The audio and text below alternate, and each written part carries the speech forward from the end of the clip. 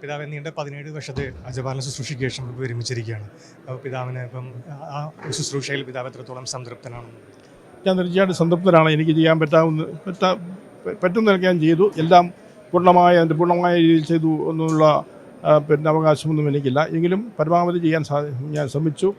അതിന് എൻ്റെ രൂപതയുടെ മുഴുവൻ സപ്പോർട്ടുണ്ടായിരുന്നു. വൈദികരുടെയും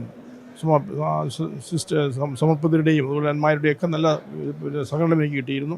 അതനുസരിച്ച് കുറേ കാര്യങ്ങൾ ചെയ്യാൻ സാധിച്ചു. അത് ഞാൻ തുടരുകയാണ്. ഇതൊരു തുടർച്ചയാണല്ലോ, സഭയെന്ന് പറയുന്നത് തുടർച്ചയാണ്. അതുകൊണ്ട് എൻ്റെ പിൻഗാമി അത് തുടരും എന്ന് ഞാൻ പൂർണ്ണമായിട്ട് വിശ്വസിക്കുന്നു. അതിന് ദൈവത്തിൻ്റെ കൃപ, ഇത് ദൈവനിയോഗമാണ്. ആ ദൈവനിയോഗം അനുസരിച്ച് കാര്യങ്ങളെല്ലാം മുന്നോട്ട് പോകും. ആ ദൈവഹിതത്തിന് നമ്മൾ വിധേയപ്പെടുക എന്നുള്ളതേ ഉള്ളൂ. അതനുസരിച്ച് ദൈവം തന്നെ എല്ലാം നടത്തിക്കൊള്ളും എന്നുള്ള ഒരു ശുഭപ്രതീക്ഷയാണ്, വിശ്വാസമാണ് എനിക്കുള്ളത്. പിതാവ് ഇതിനോടകം തന്നെ നിരവധി പദ്ധതികളെല്ലാം നടപ്പാക്കിയിരുന്നു. ഈ പദ്ധതികളിൽ പിതാവിന് മറക്കാൻ പറ്റാത്തൊരു ഈ സമയത്ത് അവിസ്മരണീയമായിട്ടുള്ളൊരു കാര്യം പറ്റുന്ന കഴിഞ്ഞാൽ അങ്ങനെ സഭയുടെ ആ ഒരു ട്രഡീഷൻ, സഭയുടെ ട്രഡീഷൻ പാരമ്പര്യം എന്ന് പറയുന്നത് ആണ് സഭയുടെ ഏറ്റവും വലിയ മുതൽക്കൂട്ട്. അതിൽ തന്നെ പ്രത്യേകിച്ച് സഭയുടെ ആരാധന എന്ന് പറയുന്നത് അതാണ് സഭയുടെ ഏറ്റവും വലിയ നിക്ഷേപം എന്ന് പറയുന്നത്. ഏറ്റവും വിലപ്പെട്ട നിക്ഷേപം എന്ന് പറയുന്നത് അതാണ്. അത് രക്ഷാകരമാണ്. അതുകൊണ്ട് ആ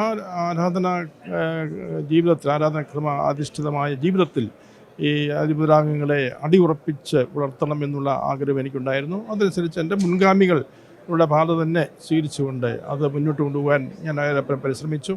അതിനുള്ള ബോധവൽക്കരണ പരിപാടികൾ ഒക്കെ നടത്താൻ ശ്രമിക്കുകയും ചെയ്തു. അത് ആ കാര്യം എനിക്ക് സംതൃപ്തി നൽകുന്നുണ്ട്. അതുപോലെ തന്നെ പ്രത്യേകിച്ച് ഇന്നത്തെ പ്രത്യേകിച്ച് ചില പ്രശ്നങ്ങളെ, കാർഷിക പ്രശ്നങ്ങളെ, നമ്മുടെ ആളുകൾ അനുഭവിക്കുന്ന ചില പരിമിതികളെ, വേദനകളെ, ദുരിതങ്ങളെ, അവയ്ക്കൊക്കെ പരിഹാരം ഉണ്ടാകണമെന്ന് ആഗ്രഹിക്കുന്നുണ്ട്. അതിനുവേണ്ടി കുറേയൊക്കെ കാര്യങ്ങൾ ചെയ്യാനായിട്ട് ശ്രമിച്ചിട്ടുണ്ട്. പല ഗൗരവമായ പല കാര്യങ്ങളും ബന്ധപ്പെട്ടവരുടെ ശ്രദ്ധയിൽപ്പെടുത്താൻ ശ്രമിച്ചിട്ടുണ്ട്. കുറേയൊക്കെ നന്മ അത് കൈവരിച്ചിട്ടുണ്ട് എന്ന് ഞാൻ കരുതുകയാണ്. തറയിൽ പിതാവ് പുതിയ അധ്യക്ഷനായിട്ട് അതിരൂപതയുടെ അധ്യക്ഷനായിട്ട് ചുമതല നിയുക്തനായിരിക്കുകയാണ്. ഈ അവസരത്തിൽ പുതിയ അധ്യക്ഷന് പിതാവിന് നൽകാനുള്ള ഉപദേശങ്ങളും നിർദ്ദേശങ്ങളും എന്തെല്ലാം? അദ്ദേഹത്തിൻ്റെ കാര്യങ്ങൾ ഒരുമിച്ചാണല്ലോ, കൂട്ടായ്മയിലാണല്ലോ ചെയ്യുന്നത്. തീർച്ചയായിട്ടും അതിരൂപതയെ നന്നായിട്ട് അറിയാവുന്ന ആളാണ്.